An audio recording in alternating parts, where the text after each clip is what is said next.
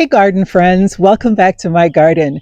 Today's garden we're going to be talking about 7 new hydrangeas that I've recently added to the garden, and I wanted to cover what makes them special, why I chose them, where they're planted in the garden, and why you too should probably consider adding one or more of these to your garden. When I say I've added a few, I meant about 50 more hydrangeas to the garden. Now, when you have a space as large as mine, 50 new hydrangeas don't look like I've added 50 new hydrangeas, but I have. And they have made a huge impact already. And we're only in the first part of what we Georgians consider summer. Yes, I know it's spring technically on the calendar, but when you're averaging 85 to 90-degree days, that's summer. So it's already blooming, and we're only in the late part of May. So I want you to understand how early I'm getting blooms, and you would be getting blooms in your yard too. I chose a variety of hydrangeas that would bloom from, for us, late spring through summer and into fall. I also chose different colors so that I can have color variations throughout the garden. And then I also chose different types. So I have mountain or lace cap hydrangeas. I also have mop heads, and I have panicle hydrangeas. Panicle hydrangeas tend to do best here in the South with our heat, and therefore I opted for more of those than the others. Now, because I did have a couple of shade areas, I did get Flowerful, which handles shade to part shade conditions. She can tolerate a bit of sun if she is in the northern hemisphere and not here in the South. I added 10 Flowerful, 10 Eclipse, 5 white diamonds, 5 diamond rouge, 10 Flowerful, 10 Eclipse, 5 twist and shout, and 10 little hotties. That's a lot, right? It's about 50 hydrangeas that I added. So as we go through our garden tours for the rest of the season, I will point these out and you will see how much they do add to the garden. I mean, look at this. Look at this right here, this little moment that's happening with this Flowerful hydrangea. I absolutely love it. And then I'll show you some more areas in the yard where I've planted them. Now, the back border gets a lot more shade than the front. The front garden is a full sun garden, so any hydrangeas planted there have to be able to take full sun. It does get a respite at about maybe 4 in the afternoon for about an hour or two, but most of the day that garden is in full sun. So anything I plant there have to be able to hold up to the sun. In the back flower border, it is a part shade garden because it's planted under the woods, and unfortunately the trees that are here cannot come out because they're on our creek, and I would not want my house to slide into the creek below our house. And so these trees have to stay to help keep erosion from happening.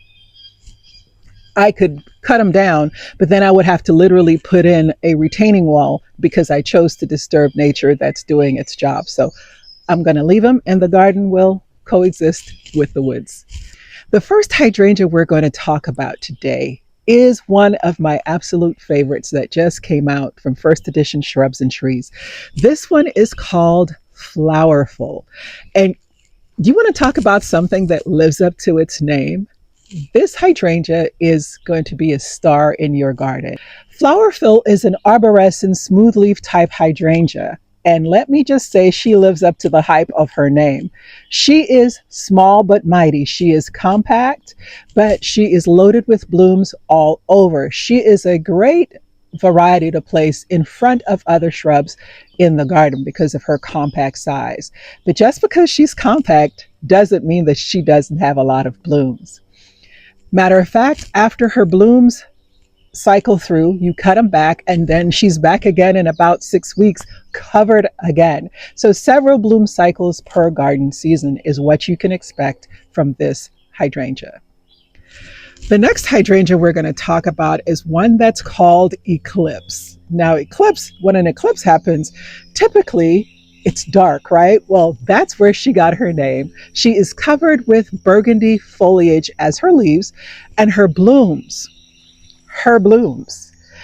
can range anywhere from a light pink to a red. And in my garden, I've even had touches of purple because my soil is somewhat acidic. She is stunning planted in between some flowerful hydrangeas because she makes a great contrast plant, or she's also great planted in a hedge, which I have done in one area in my garden.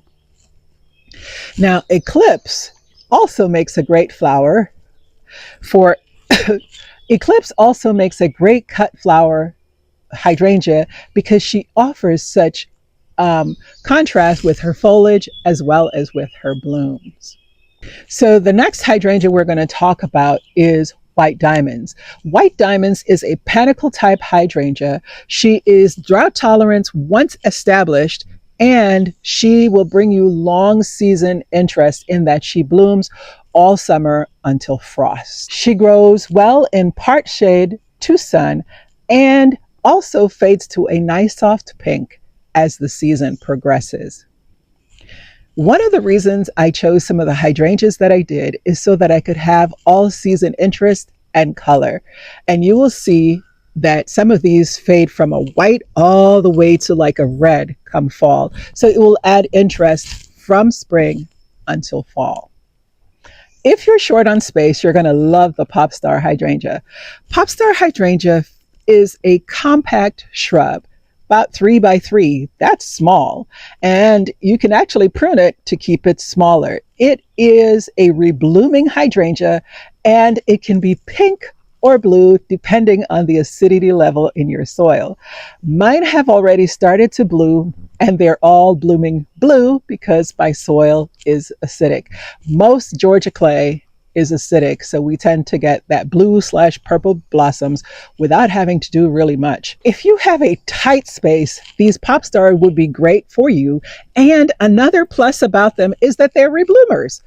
You want some reblooming hydrangeas in your yard, and of the varieties that I got, Flowerful, Pop Star, and Twist and Shout are rebloomers.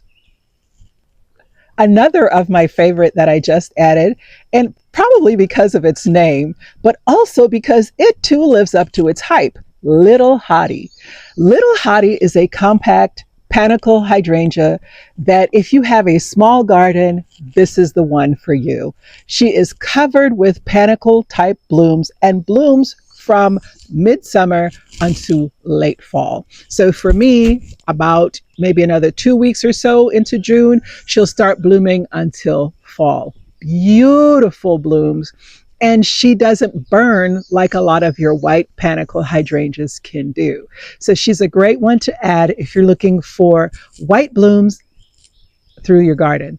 She's a great one to choose if you're looking for blooms that last all season long, holds up to the heat, and stays compact and small. Let's talk about Twist and Shout hydrangea. Don't you just love its name? I do, and I can see why it's called that. The blooms are a lace cap or a mountain type of hydrangea. She is also a rebloomer, but she can get to be larger. So she is not a compact shrub. She probably gets to be about yay tall if you let her, and she blooms pink or blue depending on the pH of your soil. I do love her though, because currently, and I'll show this to you in a clip of video, I have her planted in behind a Flowerful Hydrangea, and the white of the Flowerful juxtaposed with the blue of the Twist and Shout really makes a statement.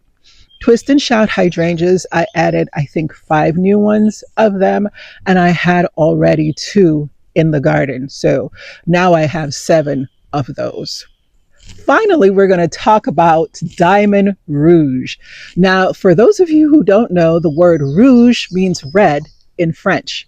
So Diamond Rouge is a hydrangea that is a panicle hydrangea that starts out white and fades to red in the fall season. So the cooler it gets, the redder it gets. And I'm looking forward to seeing that color change, because most of those color changing hydrangeas that are supposed to go from white to pink doesn't really happen here in the South because we don't get cool enough at nights. This one though is a compact shrub. It is supposed to go to red in the fall, and I cannot wait to see that. Of the hydrangeas that I mentioned today, which is your favorite? I'm going to go out on a limb and say it's probably tied between Eclipse, and Flowerful. Drop a comment below and let me know.